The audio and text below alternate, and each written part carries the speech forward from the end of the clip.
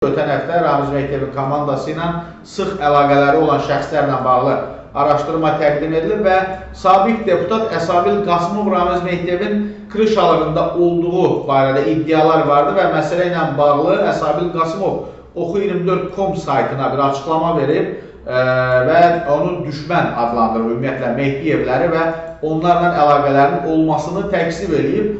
Və məsələ ilə bağlı Mehdiyevin kürəkəni sabiq deputat İlham Əliyev City Post'a bir açıqlama verib. Bu açıqlamada daha çox belə deyək, müəyyən dairələr də sanki təhdid olunur. Söhbət nədən gedir? Açıqlamanı axıra qədər izləyək. O bizim qapımızın ağzında günlərlə əskər kimi dayanan ayaqqabımızı cütləyən adam olub. Sabiq deputata deyir, yəni Əsabil Qasımova və bildirir ki, mən prokurorluq orqanlarında və digər dövlət strukturlarında çalışmışam, deputat olmuşam. Bu tip adamların nəyə qadir olduğunu yaxşı bilirik. Əsabil şahmat oyunundakı piyada əskər kimi bir şeydir. Onunla düşmənçilik etməyə özümə rəva bilmərəm. Bugün onun haqqında daha çox bəhs edə bilərəm. Və ən vacib məqam nədir?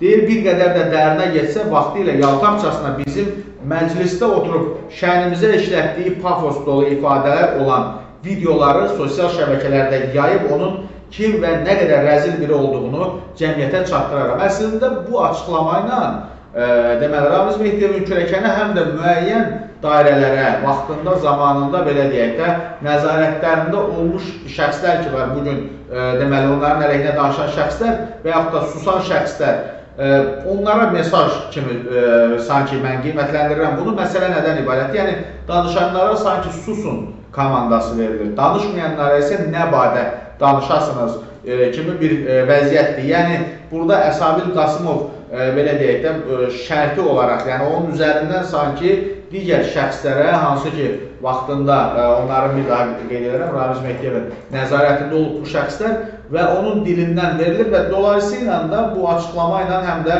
bir növü yenidən bir, nətər deyərlər, müqavimət göstərmək kimi qiymətləndirilə bilər bu açıqlama.